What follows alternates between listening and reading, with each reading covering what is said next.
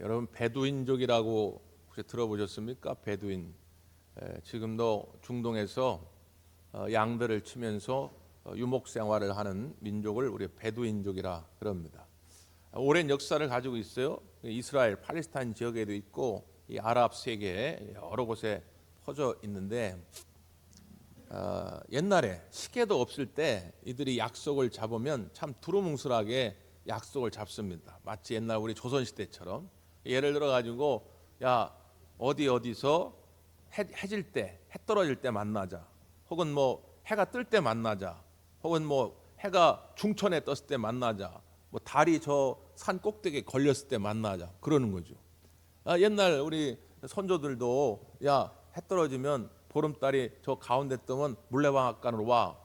근데 이게 정확치가 않은 거예요. 그러니까 시간이 1시간, 2시간씩 막 차이가 납니다. 그럼에도 불구하고 이 사람들이 얼마나 여유로운지 그런 거에 대해서 전혀 신경을 안 써요. 그래서 그렇게 1시간, 2시간 차이가 나가지고 약속이 어긋나도 그건 다 그냥 하늘의 뜻이다 생각하고 그거 가지고 별로 그렇게 화를 내지 않았다는 거예요. 문제는 뭐냐면 그런 습성이 지금까지도 남아있다는 겁니다. 마치 우리도 80년대, 90년대까지 코리아 타임이라고 그래가지고 괜히 한 10분, 20분 늦게 가야 뭔가 있어 보이고 세 보이고 그런 문화가 우리나라에 있었던 것처럼 이게 지금도 이 아랍 사람들과 사업을 하려고 하면 이런 약속에 대해서 느슨한 생각들이 많더라는 거예요. 어떤 선교사님이 이제 선교를 하는데 뭐 선교를 하려다 보면 여러 가지 준비도 해야 되고 그래서 이제 많은 사람들을 만나게 되는데 아니 이 사람들은 어떻게 된 건지 약속 시간이 철두철미하게 지키질 않는 거예요. 그냥 뭐 30분, 1시간 늦어도 그냥 괜찮은 것처럼 막 생각을 하니까 너무 이게 어려운 일을 많이 겪는 것입니다. 그래서 이제 그 고충을 그 현지 가이드에게 토로하니까 현지 가이드가 이런 말을 하더라는 거예요. 선교사님, 그래도 우리들한테 한 가지 중요한 원칙이 있습니다. 그러는 거예요. 그게 뭡니까? 그랬더니 높은 위치에 있는 사람보다 낮은 위치에 있는 사람은 그래도 먼저 옵니다. 그러는 거예요. 무슨 이야기냐? 아쉬움이 있는 사람이 그래도 먼저 온다는 거예요. 아무리 약속 시간을 여유롭게 생각하는 이 사람들일지라도 내가 아쉬우니까 일찍 오게 돼 있는 거예요. 그러니까 이게 세상 이치죠. 뭔가 도움을 주는 사람보다는 도움을 받으려고 하는 사람이 갈급한 마음으로 먼저 오게 돼 있는 거예요. 그런데 이러한 세상의 이치를 완전히 뒤집은 사건, 그게 뭐냐면 십자가의 사건입니다. 오늘 우리가 이 사순절 첫 번째 주일을 지키면서 우리가 그래서 한 번쯤 생각해 봐야 할 하나님의 은혜가 뭐냐면 아쉬운 쪽은 난데 도움이 필요한 쪽은 난데 내가 먼저 나온 것이 아니라 높은 자리에 계시던 우리 주님이 아무런 도움도 필요 없던 주님이 우리를 위해서 찾아오신 사건이 바로 이 예수 그리스도의 십자가 사건인 줄 믿습니다. 그래서 이것이 큰 은혜예요. 세상의 모든 종교는 인간이 다 신을 향해 나아가려고 발버둥 치는 것입니다. 불교의 교리도 사람이 열심히 수행을 하다 보면 내가 부처가 된다는 거예요. 근데 기독교의 교리, 성경적 교리로 보면 이건 불가능한 얘기입니다. 사람이 아무리 애를 써가지고 하나님처럼 되려고 해도 우리는 하나님 될 수가 없어요. 그러니까 이 불가능한 일을 가능하게 하시기 위해서 하나님께서 우리 가운데로 찾아오신 사건, 이게 바로 예수님의 탄생이요 예수님의 십자가의 사건인 것이죠. 오늘 우리가 읽은 이 본문의 장면도 바로 그 이야기입니다. 예수님이 먼저 찾아오신 사건. 자, 오늘 본문에 보면 베데스다라는 연못이 있죠. 어디에 있었다면 양문 곁에 있다고 그랬어요. 예루살렘 성전에는 여러 개의 문이 있어요. 문. 근데 그 중에 양문이 있어요. 양문은 하나님 앞에 예물로 드리기 위한 양이나 염소가 드나들던 그런 문이에요. 그래서 양문입니다. 그 양문 곁에 베데스다라는 연못이 있는데 히브리어죠. 히브리어로 베스는 집입니다. 헤세드는 자비. 그래서 베스와 헤세드가 결합된 단어가 베데스다예요. 그 우리말로 하면 뭐죠? 자비의 집입니다. 은혜가 넘치는 그런 집이라고 하는 뜻이죠.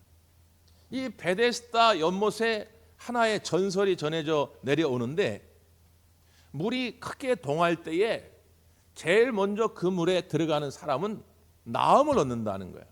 고침을 받는다는 것이죠. 성경학자들은 아마 이 베데스다 연못이 온천이었을 것이다 이렇게 봅니다. 지금도 온천 같은 경우 뭐 몇 주일 만에 또 뭐 몇 달 만에, 어떤 온천은 막 몇 년 만에 막 10m, 20m 이렇게 솟구쳐 올라오는 온천도 있거든요. 그러니까 아마도 이때 당시 베데스다 연못이 그런 온천 기능이 있어가지고 누군가가 효험을 봐서 그게 오랫동안 아마 전설로 내려왔을 것이다 이렇게 봅니다.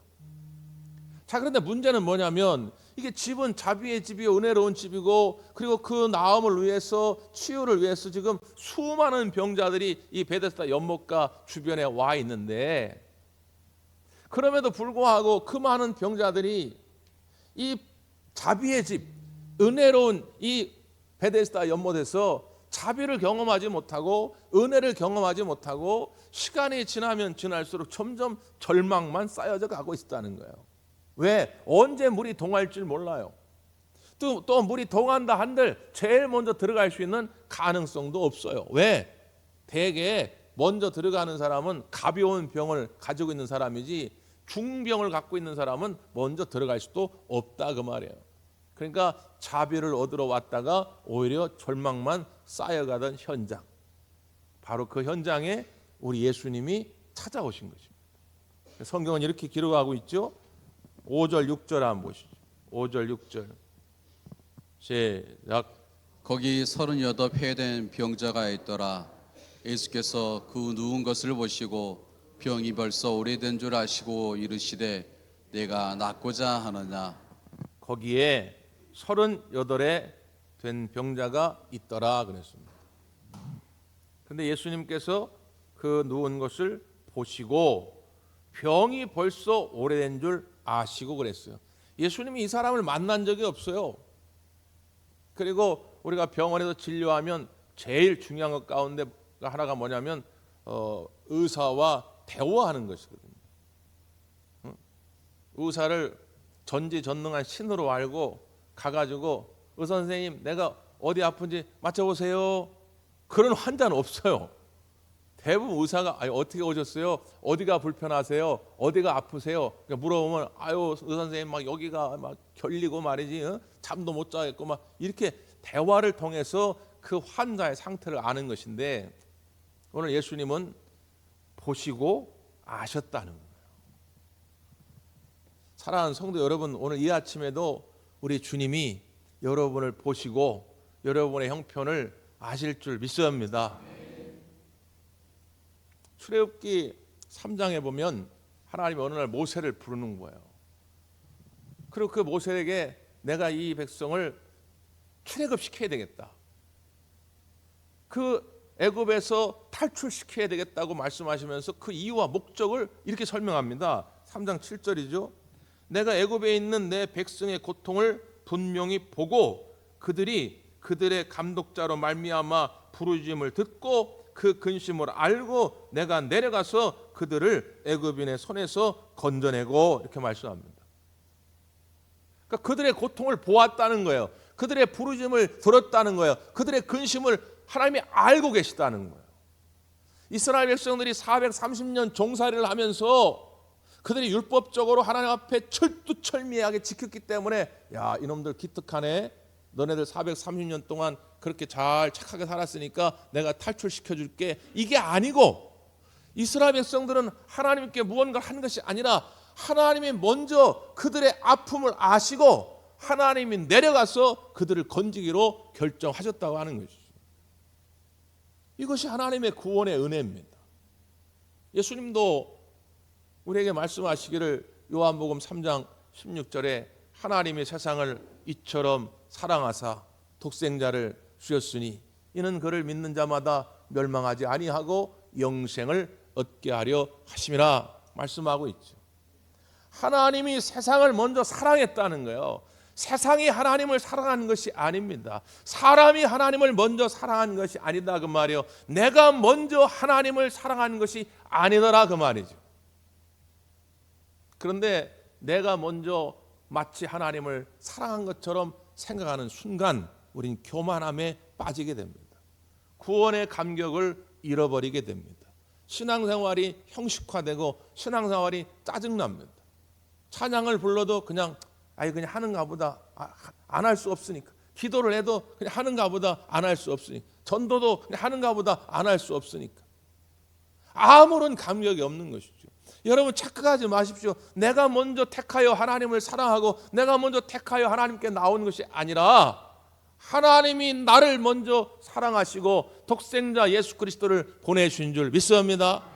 그 하나님의 먼저 찾아오심을 내가 오늘도 믿음으로 고백할 수 있는 사람이 은혜가 살아있는 사람이에요. 이런 분들은 찬양 한 곡을 불러도 감격이 넘칩니다. 눈물이 나. 기도할 때 아멘 안 할 수가 없어요. 전도도 기쁨으로 하는 것입니다. 오늘 이 시간에도 우리 주님이 찾아오셨습니다. 여러분은 여러분 자동차 타고 여러분 두 발걸음으로 여기 나왔다고 생각하는지 모르지만 하나님이 여러분을 만나시고 싶으셔서 여러분을 초청하시고 여러분이 이 자리에 11시에 오시기 전에 이미 하나님은 이곳에 오셔서 여러분을 기다리고 계셨다는 걸 알고 계셔야 돼요. 그런데 예수님께서 먼저 이 38년 된 병자를 보시고 그의 형편을 다 아셨다고 그랬잖아요. 그러니까 지금 이 병이 오래된 줄도 알고 이 사람은 이 병 때문에 어떤 고통 가운데 있는 것도 알고 또 이 사람이 어떤 잘못된 제약된 습관 때문에 이 병이 이렇게 점점 오래된 것도 알고 다 알고 있음에도 불구하고 예수님이 뭐라고 이 사람에게 묻느냐면 내가 낫고자 하느냐 이렇게 묻는 것입니다. 네가 낫고자 하느냐? 왜 이런 물음을 던지겠습니까? 그 다음에 이 사람의 답을 보면 예수님이 이런 질문을 던진 의도가 무엇인지를 알 수가 있어요. 자, 7절 한번 보시죠. 7절 시작.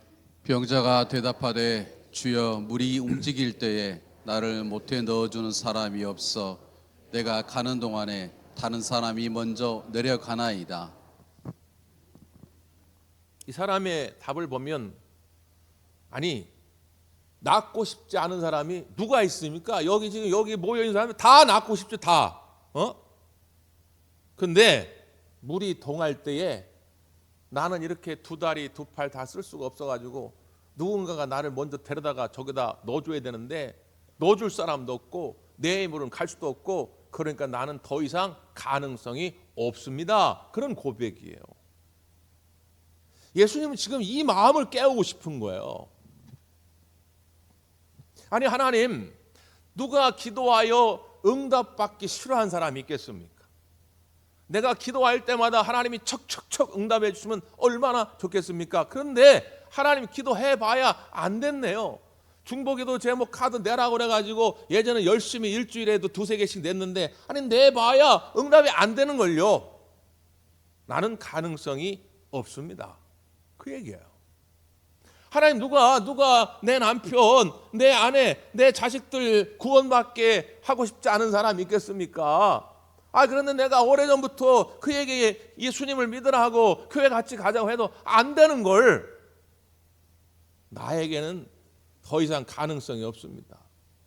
이 얘기예요. 여러분 이런 소망 없는 삶은 그리스도인의 삶이 아니죠. 하나님이 우리를 부르심은 소망 가운데 살게 하려고 부르신 줄 믿습니다. 옛날 미국의 오하이주에 어떤 군인 가족이 있었대요. 이 남편이 이제 군인인데 군인들은 이제 위에서 가라 하면 아무데나 가야 되잖아요. 새로운 부대로 이제 가게 됐는데 그 새로운 부대의 환경이 너무 척박한 거예요. 그 주변이 사막 지역에 가지고 막 바람이 불면 그냥 모래가 막 날아드는데 창문도 제대로 열 수가 없고 그리고 이제 여자들이 제일 스트레스 받는 게 빨래를 이렇게 넣는데 그 이제 모래가 날라와 가지고 그 빨래가 다시 다 지저분해지는 거예요. 그러니 빨았던 빨래를 다시 또 해야 되는 거예요. 이게 얼마나 짜증납니까? 그래가지고 이제 이 여인이 아빠 찬스를 쓰기로 했대. 아빠 찬스. 이 아빠가 군 장성이에요. 그러니까 이번에 한번 아빠 찬스 좀 써야 되겠다. 아빠한테 편지를 쓴 거예요. 아빠, 우리가 좀 이런 상황인데 너무 어려우니까 아빠가 좀 힘을 써가지고 좀 여건이 좋은 부대로 우리를 좀 옮겨달라고. 근데 아빠한테 답장이 온 거예요. 한 줄로 답장이 왔더래요. 두 사람이 감옥에 있는데 한 사람은 하늘의 별을 보고 한 사람은 땅만 쳐다본다. 처음엔 이게 무슨 의미인지를 몰랐어요. 아니 우리를 좀 부대 좀 옮겨달라고 그러는데 갑자기 하는 말이 두 사람이 감옥에 있는데 한 사람은 하늘의 별을 보고 한 사람은 땅만 쳐다본다. 나중에 그 의미를 깨닫게 되는 것이죠. 같은 환경 속에 있던 이 두 사람인데 한 사람은 하늘의 별을 보며 새로운 꿈을 키워나가고 희망을 놓지 않고 있었던 것이죠. 다른 한 사람은 땅만 쳐다보면서 아유 이제 내 인생 끝났다. 이 감옥에서 내 인생은 끝날 거야. 그렇게 살게 되는 것이죠. 도말할 것 없이 어떤 사람이 새로운 인생의 길이 열리느냐? 하늘을 쳐다보며 새로운 꿈, 새로운 희망을 가졌던 사람에게 새로운 길이 열려지게 되는 것이죠. 오늘 이 시간에도 우리 주님께서 그런 여러분의 소망을 깨우기를 원하는 것입니다. 소망 없던 사람이 누가 있겠습니까?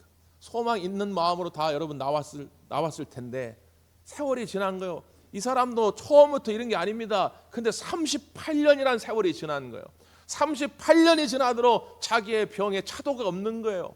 아무리 해도 안 되는 거예요. 그러니까 그 있었던 모든 꿈, 희망이 다 꺼져버린 거지.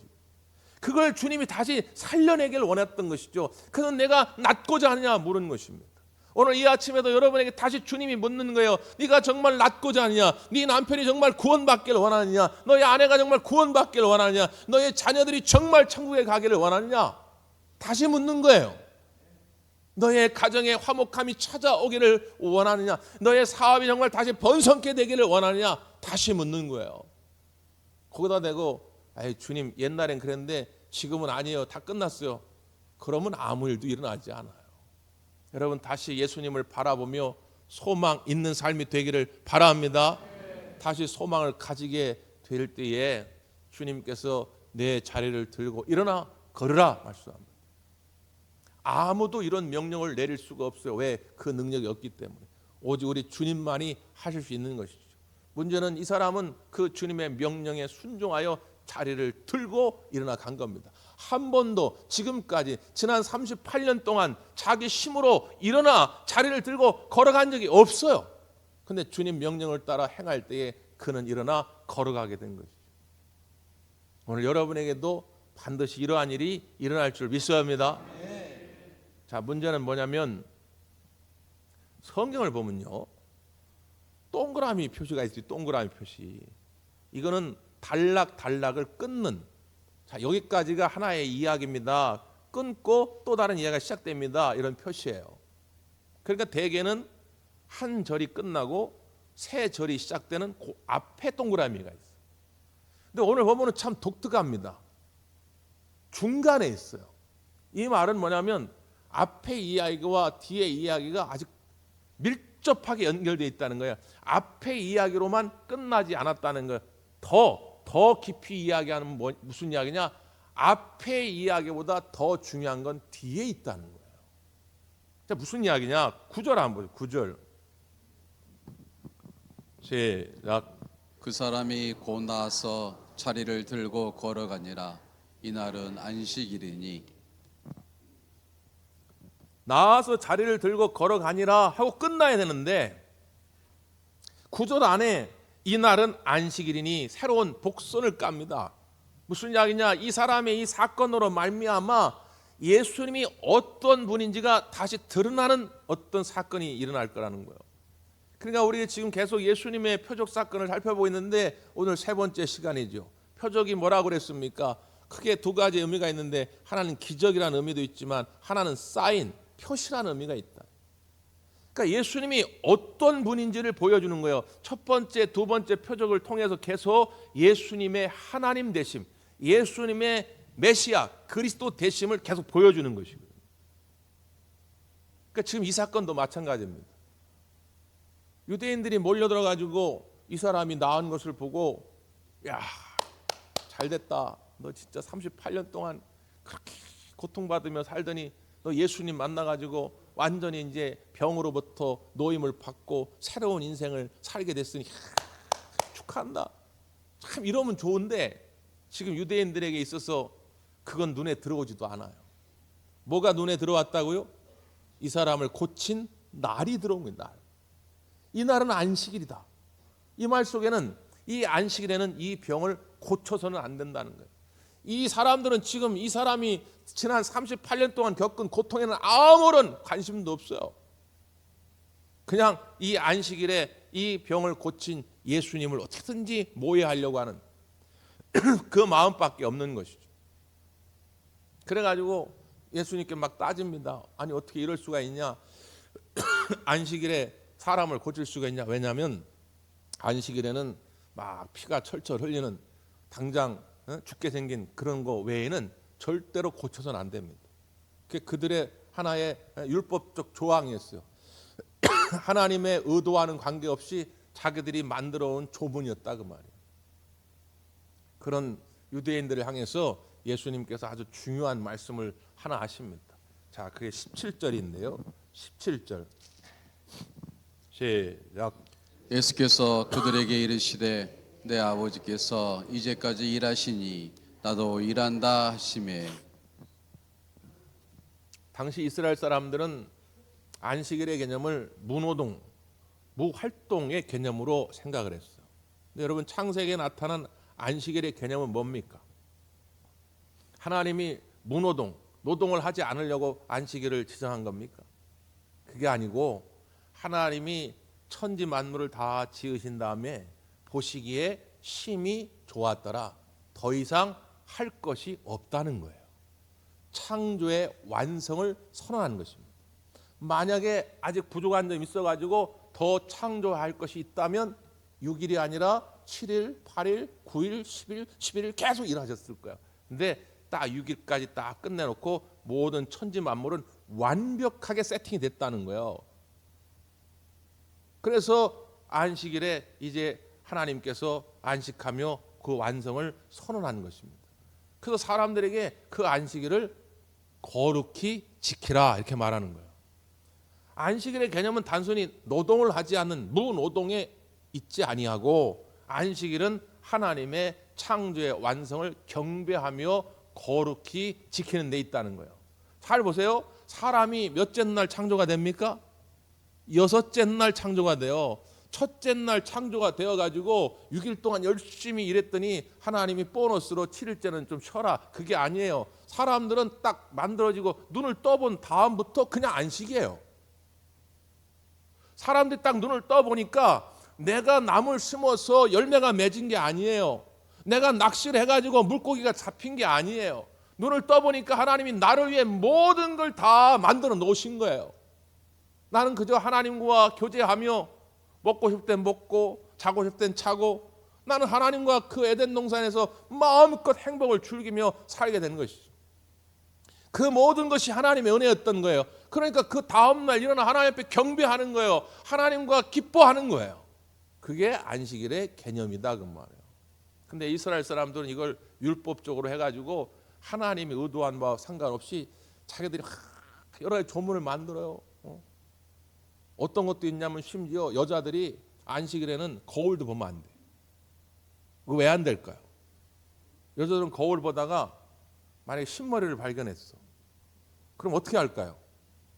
뽑습니다. 이 흰머리를 뽑는 것 자체가 노동이라는 거예요. 그러니까 이 노동의 확률을 줄이기 위해서 아예 거울을 못 보게 했어요. 이게 하나님의 의도와는 전혀 관계없는 이야기다 그 말이에요. 그러니까 예수님이 뭐라고 말씀하느냐? 내가 이 안식일에 이 사람을 고친 것은 뭐냐? 하나님 아버지가 일하셨기 때문에 나도 일하는 것이다. 여기 아주 중요한 의미들이 담겨져 있습니다. 첫째, 예수님이 하나님 되심을 선포하는 거예요. 실제로 당시 이야기를 듣고 있던 사람들이 화가 나서 이렇게 얘기하죠. 18절 유대인들이 이로 말미암아 더욱 예수를 죽이고자 하니 이는 안식일을 범할 뿐만 아니라 하나님을 자기의 친아버지라 하여 자기를 하나님과 동등으로 삼으심이라라. 아니 지가 뭔데 하나님과 동등됨을 취하려고 해? 이스라엘 사람들이 볼 때는 그게 싫었던 거예요. 근데 예수님은 이 표적을 통해 이 말씀을 통해 내가 곧 창조주 하나님이다라고 하는 걸 선포하신 것이죠. 또 하나 하나님 아버지가 일하시니 이 말은 모든 만물의 운행을 위해서 하나님은 쉬지 않고 일하신다. 시편 기자의 고백처럼 이스라엘을 지키시는 이는 졸지도 아니하시고 주무시지도 아니하시고 너의 출입을 영원토록 지키시리라. 우리 하나님은 졸지도 주무시지도 않는 분입니다. 여러분이 주무실 때에 여러분의 심장이 뜁니다. 여러분의 폐가 기능을 발휘해서 호흡합니다. 그 여러분이 합니까? 여러분이 하는 게 아니에요. 하나님은 쉬지 않고 오늘 여러분을 지키시는 줄 믿습니다. 하나님은 끊임없이 일하신다. 또 하나 아주 중요한 것은 뭐냐? 하나님은 구원 사역을 위해 1분 1초도 멈출 수 없다는 거예요. 생명을 살려내는 일을 위하여 1분 1초도 멈출 수가 없다는 거예요. 그게 어느 자리든 어느 날이든 그게 누구든 이런 건 아무 상관이 없이 하나님은 끊임없이 지금도 살려내고자 한다는 것입니다. 하나님이 그렇게 하셨기 때문에 예수님도 그렇게 하셨다는 거예요. 예수님이 그렇게 하셨기 때문에 오늘 우리도 그렇게 해야 할 줄 믿습니다. 바쁘니까, 피곤하니까, 해봤으니까, 돈이 많이 드니까, 시간이 많이 드니까 이런 거는 다 핑계일 뿐이라는 거예요. 우리 주님이 쉬지 않고 하셨기 때문에 오늘 우리도 쉬지 않고 생명을 살려내기 위해서 부지런히 기도하고 부지런히 전도하는 것입니다. 이 일을 위해서 우리가 2025년도에 많은 것들을 계획하고 이제 실행해 나갑니다. 여러분도 함께해 주시기를 바라고 여러분의 이 아름다운 구원 사역을 통해서 여러분의 태신자들이 여러분의 가족들이 구원받는 역사가 있기를 간절히 바랍니다. 기도하겠습니다.